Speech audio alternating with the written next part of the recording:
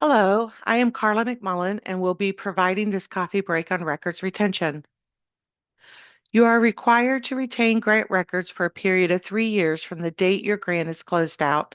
This means that once your final annual report has been approved in research.gov, the 3-year period begins. For example, if your final report is approved on October 1, 2026, you must retain all grant records until October 1, 2029. If your state or college has a different requirement, you could be required to keep your records longer. When you submitted your proposal, you certified that you have policies and procedures in place.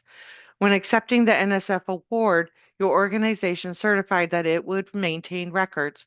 These include your policies and procedures, financial records for all grant expenses, and time and effort reporting.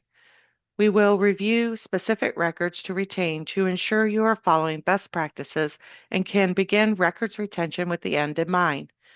In addition, these records are needed if NSF requests a desk review audit, ensuring you were compliant throughout your grant implementation with Federal Uniform Guidance, the NSF PAPPG, your approved proposal, and your approved budget.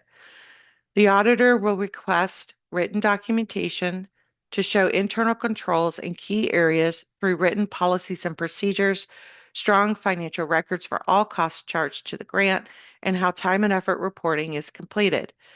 They may sample several time and effort reports and procurement documents to demonstrate you are following your own policies. They may also provide an opportunity for you to describe any practices in the event your organization does not have a written policy in place. So where do you start?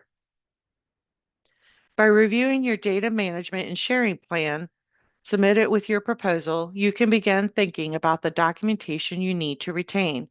This can include interviews, focus groups, surveys, observations, evaluation reports, key data addressing your targets, and more. Your plan may have outlined the number of years you are required to retain records and what type of records you would retain. It is recommended that you have a secured, shared location where all records are retained by all project team members. This ensures that you do not lose documentation from someone leaving the organization anytime during the project and records retention period. Be strategic about who will put files in the shared folder, how it will be organized, and who will have access to this documentation. What are some other records you should retain?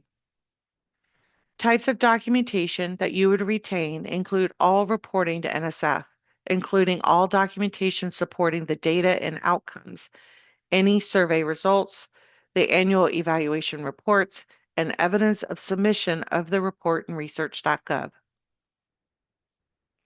You should retain all contracts, such as the contract with your evaluator for each year of the project, any partner agreements, such as an MOU with a local school district, service agreements with local vendors, such as a speaker or a videographer, any quotes you obtain to show competitive procurement, evidence that you followed your organization's policies for procurement, invoices from your contractor, and emails regarding request for payment, as well as any deliverables required from the contractor that show the work was completed prior to receiving payment.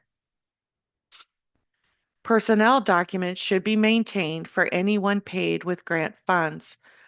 Often, your organization's HR department maintains the confidential information surrounding interviews and hiring.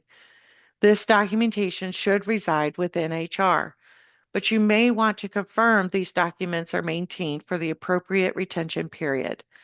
You should save any payroll reports you generate throughout the grant or ensure that you are able to access those reports for the duration of the retention period.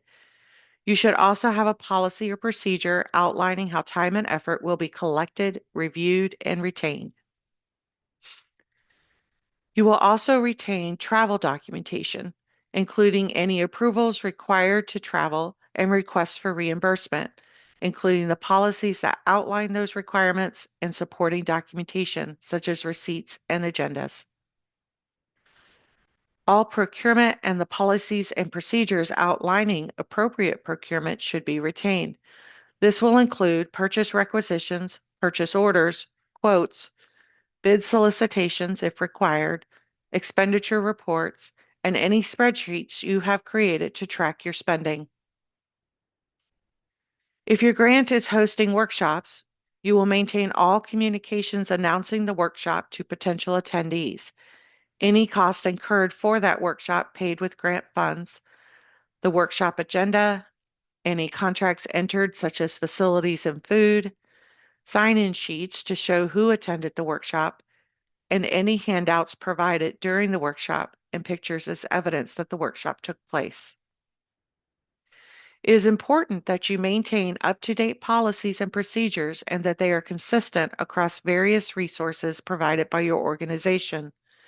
These can be updated from time to time, and those updates can affect other resources that reference them.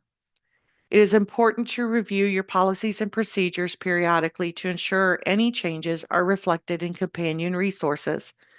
These documents should address your internal controls, procurement, time and effort reporting, financial services, and personnel, to name a few.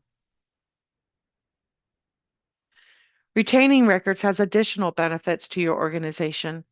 You may look back at this documentation when creating a new proposal for best practices and lessons learned.